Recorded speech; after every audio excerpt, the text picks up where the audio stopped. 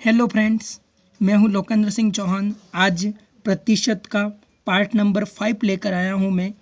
इसमें कुछ ज्यामिति से रिलेटेड प्रश्न हैं, उसके बारे में हम सॉल्यूशन देखेंगे। बिल्कुल इजी है। चुनाव से रिलेटेड भी प्रश्न हैं कुछ, उसके बारे में बात करेंगे। क्वेश्चन नंबर पहला, किसी संपत्ति का मूल्य प्रति वर्ष उसके प्रारंभिक वर्ष की तुलना में 10% कम हो जाता है। यदि संपत्ति का वर्तमान मूल्य 81,000 हो तो 2 वर्ष पहले कितना होगा। वर्तमान में 81,000 रुपये हमको दिए हैं और 2 वर्ष पहले का पूछा है, और पर वर्ष कितने कम हो रहे हैं, 10% कम हो रहे हैं। तो हम क्या करेंगे, वही हमने बताया है विक्रय मूल्य, जैसे कि हमको दे रखा है 2 वर्ष के बाद का, 2 वर्ष पहले हमको ज्ञात करना है। पर वर्ष 10% कम हो रहा है, तो 100 का 10% तो 90 हो जाएगा। अब सिंपली हम सॉल्व कर लेंगे। 2 जीरो से 2 जीरो कैंसिल हो जाएंगे।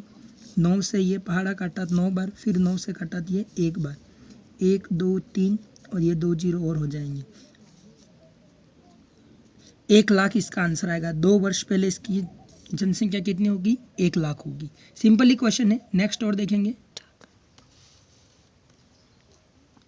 एक नए स्कूटर का मूल्य 25,000 रुपये है।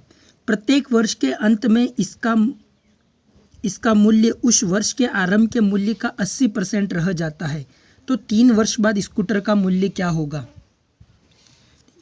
प्रति वर्ष 80% रह जाता है। सिंपली सवाल जैसे कर रहे हैं हम वैसे ही करेंगे। इंटू 80/100 पहले वर्ष का, फिर 80/100 दूसरे वर्ष का, फिर 80/100 तीसरे वर्ष का। 3 जीरो से यहाँ 3 जीरो कैंसिल, फिर 3 जीरो से ये 3 जीरो कैंसिल। 8 इंटू 8, 8 का क्यूब होता है 512। 512 में हमको किसका मल्टीप्लाई करना है, 25 का। सिंपली मल्टीप्लाई कर लेंगे हम। 25 का पहाड़ा 2 बार बोला तो 5, 25 का पहाड़ा 1 बार बोला तो 30, हंसी लगी 3, 25 का पहाड़ा 5 बार बोला 125 और 3 128, 12,800 रुपये इसका मूल्य रह जाएगा। यदि किसी वर्ग की प्रत्येक भुजा में 10% की वृद्धि कर दी जाए तो उसके क्षेत्रफल में कितनी वृद्धि होगी। वर्ग की सभी भुजाएं क्या होती हैं, समान होती हैं, हम अच्छे से पता है, इसलिए एक ही बार दे रखा है। दोनों फॉर्मूले काम करेंगे। x plus Y plus X into Y upon 100। एक तो ये फॉर्मूला है, दोनों जगह 10-10 आ जाएगा क्योंकि दोनों भुजाएं हैं, और वर्ग की भुजाएं दोनों समान है, तो हम इसी फॉर्मूले को ये भी कन्वर्ट कर सकते हैं, x plus x square upon 100। पर 2 फॉर्मूले नहीं याद करके हम एक फॉर्मूला याद करें, ज़्यादा बढ़िया रहेगा।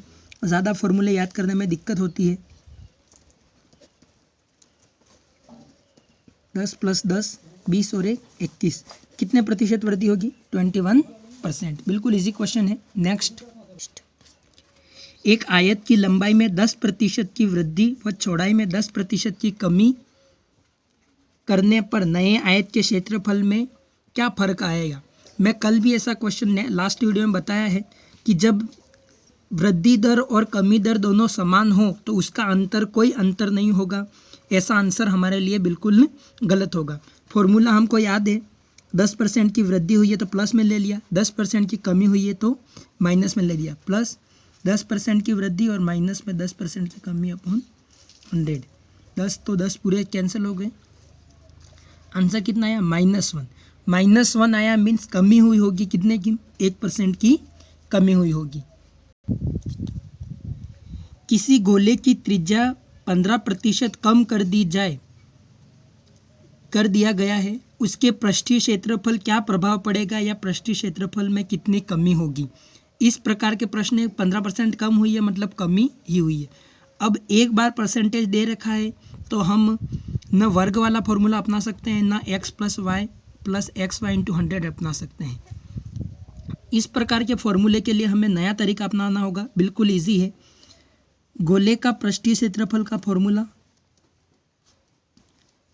अभी नहीं याद होगा, कोई दिक्कत नहीं है, क्योंकि ये टॉपिक हमारे पढ़ना बाकी, उसके बाद हमको इजीली याद हो जाएगा। 4πr²।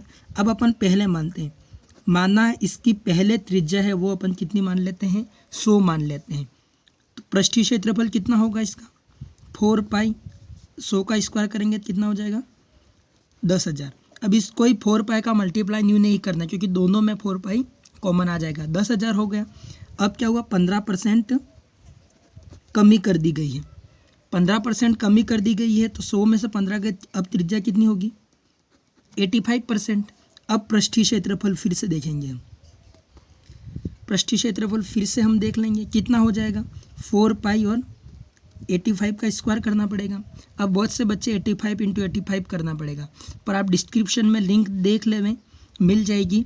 मैंने वर्ग वाले टॉपिक को बड़ी इजी से समझाया है कि वर्ग कैसे करना है। इकाई का अंक कितना है, 5 है, तो 5 का वर्ग लिखना है, यहाँ पर 25 हो गया। यहाँ पर कितना है, 8, 8 से एक संख्या आगे कौन सी होती है, 9, 8 × 9 करेंगे तो कितने होंगे, 7225। ये किसका आ गया, वर्ग आया है 15% कम करने वाले का। पर हमको तो परसेंटेज चाहिए, परसेंटेज क्या होगा, कुल में से हम इसको घटा देंगे, 10,000 में से 7225 घटेंगे तो कितने बचेंगे, 10,000 माइनस 7225 घटेंगे तो कितना हो जाएगा हमारे लिए, 2775। अब हमको क्या निकालना है, परसेंटेज निकालना है, परसेंटेज निकाल देंगे, 2775 बटे कुल कितना था हमारे लिए, 10,000 इंटू क्या होता है 100, 2 जीरो लग जाएगा, 27.75% क्या हो जाएगी, कमी हो जाएगी। ऑप्शन नंबर बी हो जाएगा। इस प्रश्न को यहाँ तक सॉल्व नहीं करें, हमारा ये आंसर आ जाए माइनस करने का, तो उसके बाद भी 2 संख्याओं के आगे पॉइंट लगा देना है हमको, तो हमारा आंसर क्या हो जाएगा, सही हो जाएगा, इतना नहीं करना पड़ेगा। पर इस प्रकार के प्रश्न इसी विधि से होंगे, पहले हम 100 मान लेंगे, उसके बाद जितनी कमी हुई या वृद्धि हुई है उसका परसेंटेज निकाल देंगे, और उसके बाद हम क्या करेंगे, माइनस करके उसका आंसर निकाल देंगे, तो हमारा आंसर आएगा। बाकी कोई सूत्र से इसका आंसर नहीं हो पाएगा। नेक्स्ट क्वेश्चन देखते हैं। किसी वृत्त की परिधि को 9% बढ़ाने पर उसके क्षेत्रफल में कितने प्रतिशत बढ़ेगा। अब इस प्रकार का प्रश्न भी हम देखेंगे, जो लास्ट क्वेश्चन क्या था वही है। वृत्त की परिधि का फॉर्मूला क्या होता है, 2 पाई r, और क्षेत्रफल का फॉर्मूला क्या होता है, पाई r स्क्वायर। ये हमारा फॉर्मूला था, मीन्स हमको r की ज़रूरत है। हम अगर r निकालना हो, माना r बराबर कितना हो जाएगा, सॉरी परिधि हम 100 मान लेंगे, सॉरी ये गड़बड़ी हो गई। हमको क्या त्रिज्या चाहिए, तो r बराबर क्या होगा, यहाँ से हम देखेंगे तो परिधि बटा 2 पाई, ये हो गया हमारे लिए। अब हम देखते हैं, माना परिधि, क्षेत्रफल के फॉर्मूले से देखेंगे हम कि माना परिधि हम कितने मान लेते हैं, 100 मान लेते हैं। इस फॉर्मूले में मान रख देंगे हम, क्या हो जाएगा, पहले का क्षेत्रफल पाई r स्क्वायर है, तो यहाँ पर क्या हो जाएगा, 100 का स्क्वायर करना पड़ेगा, और नीचे क्या हो जाएगा, 4 पाई हो जाएगा। स्क्वायर करना पड़ रहा है तो इसका स्क्वायर हो जाएगा। अब दूसरी बार क्या करना है कि 9% बढ़ गया है, 9% बढ़ा, तो इस बार परिधि क्या होगी, सॉरी ये क्षेत्रफल क्या निकलेगा हमारे लिए, फिर से पाई है इसी 109 का हमको स्क्वायर करना है, नीचे 2 पाई है। अब 109 का स्क्वायर करना मैंने अच्छे से सीखा है 100 के आसपास वाली विधि से।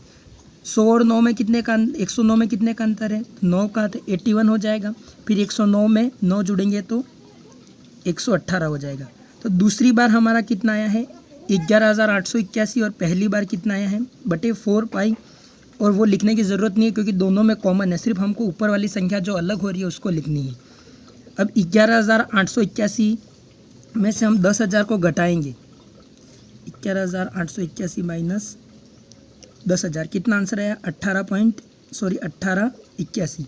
ये आंसर आते ही हमको आगे करने की ज़रूरत नहीं है, परसेंटेज निकालना हमको पता है, 2 संख्याओं के पॉइंट लगा देना है, 18.81 इसका आंसर हो जाएगा। क्यों होगा, क्योंकि 18.81 बटे कुल कितना है, पहले अपने 10,000 है तो 10,000 इंटू 100 हो जाएगा, 2 जीरो से 2 जीरो कट जाएंगे, और 2 संख्याओं के पॉइंट लग जाएगा। इस प्रकार के प्रश्न इसी से करने हैं, जो संख्या है उनको मानकर हम सॉल्व करेंगे, फॉर्मूला काम में नहीं आएगा। इसी